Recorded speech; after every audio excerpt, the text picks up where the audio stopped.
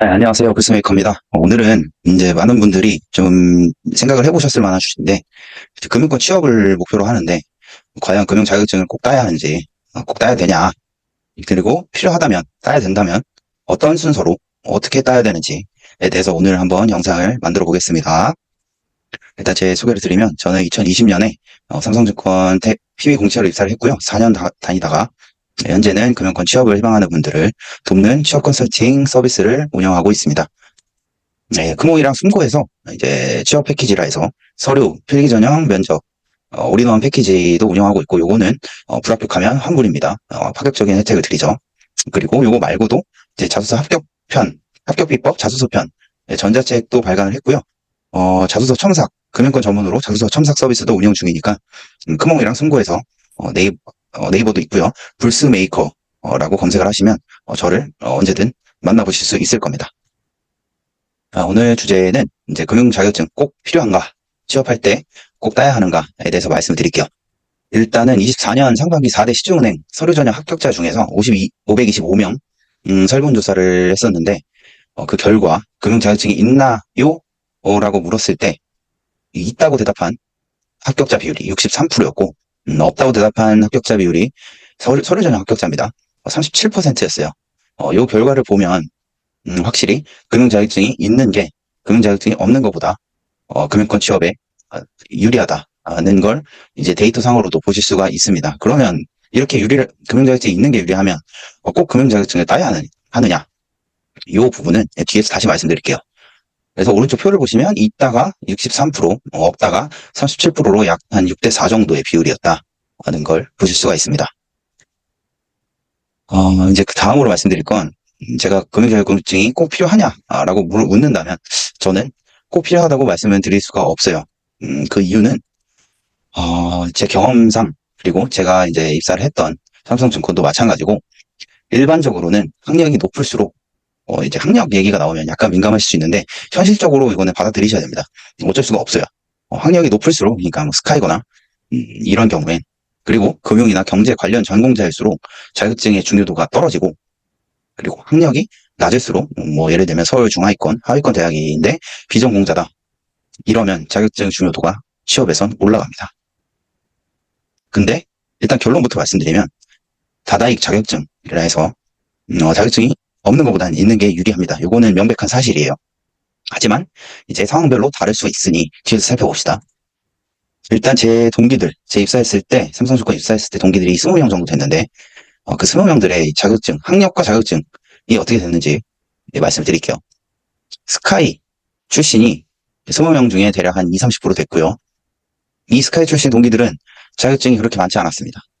숨고 홍재원 죄송합니다. 접속을 요청했어요. 자소서 견적 요청이 왔네요. 예, 죄송합니다. 다시 시작할게요. 그리고 서성한 중경외시, 이런 잠시만요. 죄송해요. 알람 좀 끄겠습니다. 네. 서성한 중경외시, 서울 중위권 대학이라고 볼 수 있죠. 이 출신 대학들의 이제 동기들이 합격자의 한 절반 정도 됐어요. 그리고 자격증이 있는 합격자, 그러니까 동기들이 한 50%, 절반 정도 됐어요. 그리고 마지막으로 서울 중하위권, 하위권 대학의 합격자들이 20% 정도 됐고요. 이 친구들은 자격증 보유 비율이 80% 정도 됐습니다.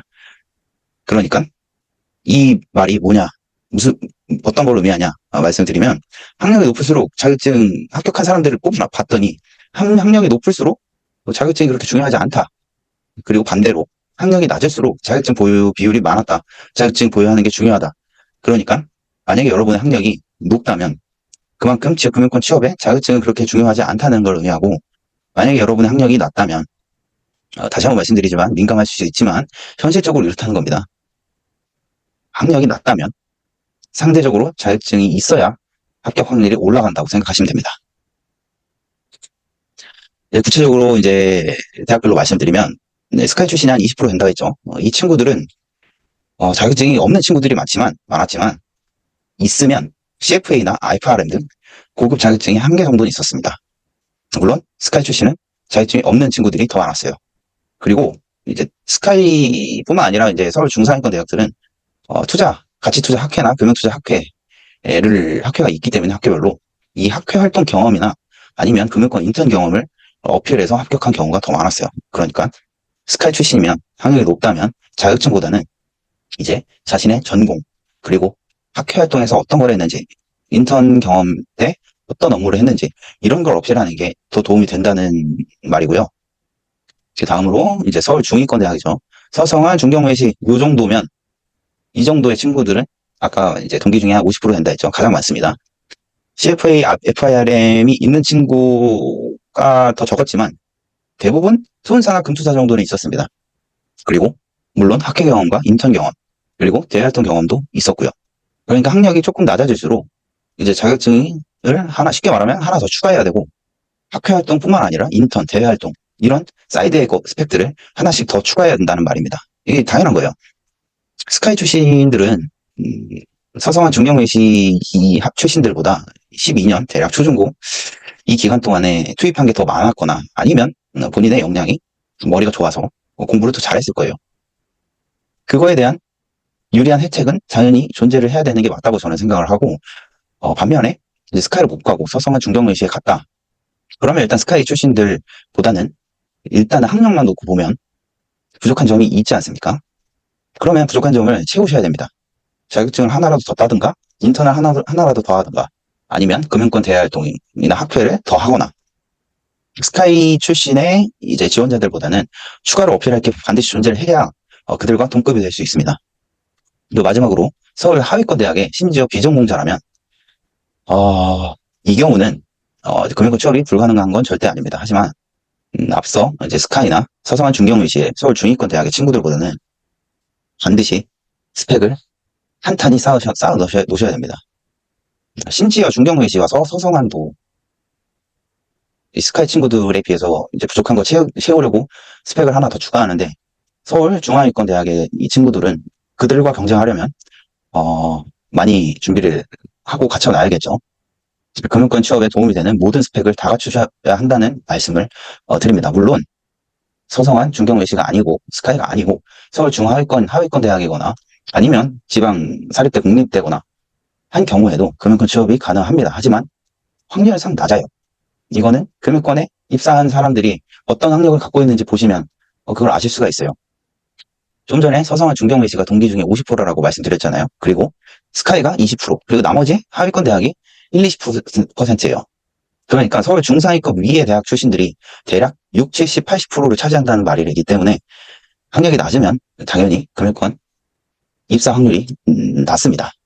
그렇기 때문에 그 낮은 만큼 부족한 만큼 더 열심히 노력해서 시즌 기간 동안에 스펙을 쌓으셔야 된다는 말씀을 드리고 싶어요. 그래서 이제 다시 여기서 요약을 하면 본인의 학력이 낮다고 생각하는 경우엔 반드시 금융 자격증을 따실 것을 추천드립니다. 생각해보세요. 본인이 뭐 학력도 좋지 않고 스펙도 없어. 뭐 대활동 경험도 없고 인턴 경험도 없어요. 이러면 본인이 채용 담당자라고 생각하면 당연히 스카이랑 중경외시의 스펙이 갖춰져 있는 친구들과 본인을 비교했을 때 왜 본인을 뽑아야 될 것 같아요? 안 뽑죠. 저라도 안 뽑습니다. 물론 뭐 자소서가 통과가 됐다고 가정을 하면 면접에서 뭐 대단한 경험을 하거나 이 친구의 인성이 대단하거나 아니면 뭐 포텐셜이 대단할 것 같다는 생각이 들면 뽑겠죠. 하지만 이거는 확률이 낮은 얘기입니다. 따라서 이제 본인의 학력에 따라서 금융 자격증의 취득 필요성이 달라진다는 말씀을 드리고 싶어요. 그리고 학력이 높은 경우에도 금융 자격증은 당연히 있는 게 없는 것보단 유리합니다. 그러면 어떻게 따야 되냐? 어떤 순서로 따야 되냐? 이거는 금융 자격증의 난이도 아래서부터 쉬운 거고 위로 올라갈수록 자격증 난이도, 취득 난이도가 높아지는 건데요.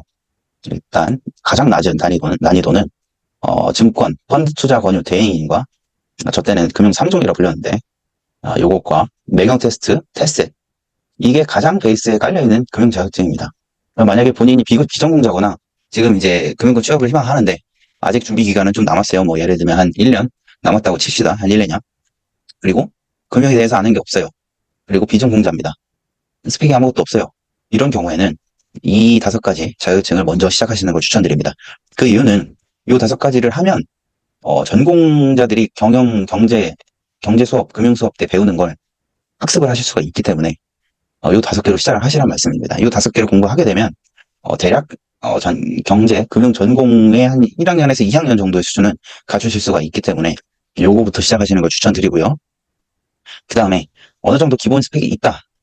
전공자고, 나는 전공자고, 그리고 앞서 내금 테스트나 테스트 혹은 금융 3종이 이미 있다 하시는 분들은 그 다음엔 AFPK, 투혼사, 투자자산 운용사죠. 그리고 금융투자 분석사, 신용분석사 이 네 가지를 취득하시는 걸 추천드립니다. 물론 이 네 가지가 이를 다 따기에는 시간적인 이제 한계가 있을 수도 있어요. 하지만 계속 말씀드리는데 없는 것보다는 있는 게 낫다. 사다익 자격증 기억을 하시기 바랍니다. 마지막입니다. 이 최고급 난이도인데 전공자거나 혹은 본인이 앞서 이제 금융투자 분석사, 투혼사, AFK 이런 게 있다 하시면, 그리고 시간이 남는다, 더 준비할 수 있다 하시면 CFA 레벨 1이나 가능하면 2도 따시면 좋고요. 아니면 국제 FRM, 그리고 PB나 영업직을 지원하시는 분들은 CFP까지 따두시면 아마 서류 전형에선 대부분 합격하실 겁니다. 지금까지 이제 금융자격증에 대해서 말씀드렸고요. 저는 이제 크몽, 승고, 네이버에서 불스메이커라고 검색하시면 금융권 취업 패키지를 운영하고 있고, 이제 금융권 취업이 막막하거나 아니면 어떤 걸 준비해야 될지 모르시는 분들이라면 찾아오셔서 상담은 무료니까 문의를 한번 줘보시기 바랍니다. 각자 상황에 따라서 제가 어떤 게 필요하고 어떤 부분을 보완해야 하면 좋을지, 합격 확률이 높아질지 이제 코칭을 드릴 테니까, 물론 이 유튜브 댓글에 남겨주셔도 좋고요. 어느 경로든 불스메이커와 접촉을 하시면 좋을 것 같습니다. 이상으로 금융자격증에 대한 오늘 영상을 마치겠고요. 금융권 취업을 희망하시는 모든 취준생분들 꼭 금융권 합격하셔서 억대 연봉 받아가시길 바랍니다. 오늘 영상은 여기서 마치도록 하겠습니다. 감사합니다.